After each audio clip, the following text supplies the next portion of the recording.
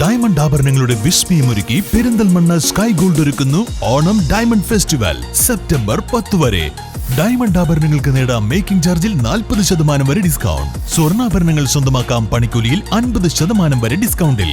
കൂടാതെ ആകർഷകമായ എക്സ്ചേഞ്ച് ഓഫറുകളും.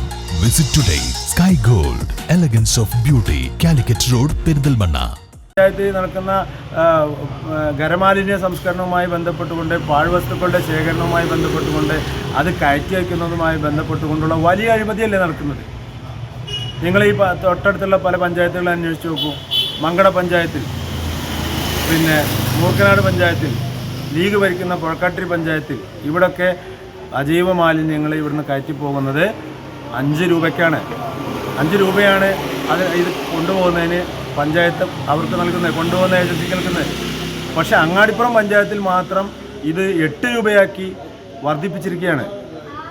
കഴിഞ്ഞ ഈ ഏജൻസി ഏറ്റെടുത്തതിന് ശേഷം ഏതാണ്ട് ഞാൻ വിവരാവകാശ നിയമപ്രകാരമുള്ള ഒരു കണക്ക് പരിശോധിച്ച സമയത്ത് 5,17,000 കിലോ വേസ്റ്റാണ് ഈ പഞ്ചായത്തിൽ നിന്ന് കയറിപ്പോയത്. നമുക്ക് വേണമെങ്കിൽ വിവരാവകാശത്തിൻ്റെ കോപ്പി ഞാൻ തരാം. 5,17,000 കിലോ കയറിപ്പോയി എന്ന് പറഞ്ഞാൽ അതിനർത്ഥം 1 കിലോയ്ക്ക് 3 രൂപ ഈ പഞ്ചായത്ത് അധികം നൽകി എന്നുള്ളതാണ്. അപ്പോൾ 15 ലക്ഷം രൂപ ഈ പഞ്ചായത്തിന് നഷ്ടമാണ്.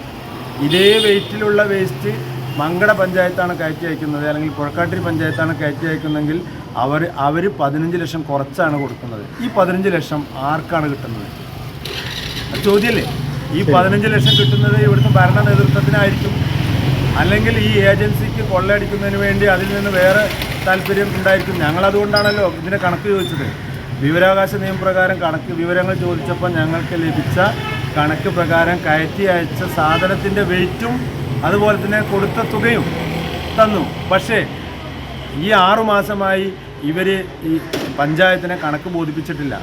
അത് ചോദിക്കുന്ന സമയത്ത് അതിന് ഒരുപാട് പേജ് ഉണ്ട്. ആ കണക്ക് അത് തരാൻ പ്രയാസമാണെന്ന് പറഞ്ഞു. ഞാൻ രണ്ടാമതും കൊടുത്തിരിക്കുകയാണ്.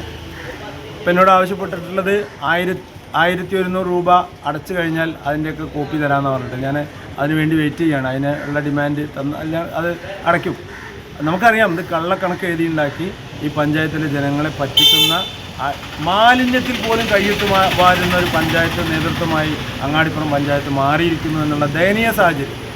ഇതിലും ഇതെന്താ പറയുക? മാലിന്യത്തിൽ അഴിമതി നടത്തുക, ഇത് കയറ്റി പോകുന്നതിൽ വലിയ തുക നൽകി ഏജൻസികളുടെ കയ്യിൽ നിന്ന് കമ്മീഷൻ വാങ്ങുന്ന രീതിയിലേക്ക് ഈ പഞ്ചായത്ത് നേതൃത്വം മാറിയിരിക്കുകയാണ്. ഇതൊക്കെ ജനങ്ങൾ അറിഞ്ഞതിലുള്ള ജാള്യതയാണ് അവർക്കുള്ളത്. അങ്ങാടിപ്പുറം പഞ്ചായത്തിലെ ജനങ്ങളെ സംബന്ധിച്ചിടത്തോളം ഈ പഞ്ചായത്ത് പലതവണ LDF ഭരിച്ചതാണ്. ഞങ്ങളെ സംബന്ധിച്ചിടത്തോളം ഈ പഞ്ചായത്ത് ഞങ്ങൾ നല്ല സ്വാധീനമുള്ള പഞ്ചായത്താണ്. അടുത്ത തെരഞ്ഞെടുപ്പിൽ ഞങ്ങൾ ഈ പഞ്ചായത്തിൽ വിജയിക്കും. അത് ജനങ്ങൾക്ക് UDFൻ്റെ ഇപ്പോഴത്തെ ഭരണവുമായി ബന്ധപ്പെട്ടുള്ള അതൃപ്തി തന്നെ അതിന് ധാരാളം ഉദാഹരണങ്ങളാണ് ഞങ്ങൾക്കറിയാം. എത്തുമ്പോൾ അത് കേവലം തെരഞ്ഞെടുപ്പുമായി മാത്രം കൂട്ടിക്കെട്ടേണ്ട കാര്യമില്ല. UDFൻ്റെ നാടകങ്ങളൊക്കെ നമ്മൾ ഈ പഞ്ചായത്തിൽ കുറേ കണ്ടതാണ്. 5 വർഷത്തിനുള്ളിൽ കേശവേട്ടൻ പ്രസിഡൻ്റായിരുന്ന സമയത്ത് 40ഓളം ആവശ്യമില്ലാത്ത നാടക സമരങ്ങൾ നടന്ന പഞ്ചായത്താണ് ഇവിടെ. അതിന് നേതൃത്വം കൊടുത്ത ആളാണ് ഇപ്പോഴത്തെ വൈസ് പ്രസിഡന്റ്. ഞങ്ങളങ്ങനെ വസ്തുതാപരമായി പറയാൻ കഴിയാത്ത ഒരു കാര്യവും ജനങ്ങളോട് പറയില്ല. കാരണം ഞങ്ങൾക്ക് ജനങ്ങളുമായി നേരിട്ട് ബന്ധമുള്ളതാണ്. ജനങ്ങളോട് ഞങ്ങൾ ഒരു കാര്യം പറഞ്ഞാൽ അതിൽ സത്യമായ വസ്തുതാപരമായ കാര്യങ്ങൾ ഉണ്ടായിരിക്കണം എന്നുള്ളത് വളരെ നിർബന്ധം ഞങ്ങൾക്കുള്ളത് കൊണ്ട് ഉള്ള കാര്യങ്ങൾ മാത്രം പറഞ്ഞാൽ തന്നെ ഈ പഞ്ചായത്തിൻ്റെ ഇന്നത്തെ ദുരവസ്ഥയ്ക്കുള്ള കാരണങ്ങൾ നമുക്ക് മനസ്സിലാവും. ഇനി ഒരുപക്ഷെ 1-2 മാസം കഴിയുമ്പോഴേക്ക് പെരുമാറ്റച്ചട്ടവും കാര്യങ്ങളും വന്നാൽ ഈ വർഷത്തെ പദ്ധതി വീണ്ടും തകരാറിലാവില്ലേ? മലപ്പുറം ജില്ലയിലെ ഏറ്റവും കൂടുതൽ തനത് വരുമാനമുള്ള പഞ്ചായത്താണ് അങ്ങാടിപ്പുറം.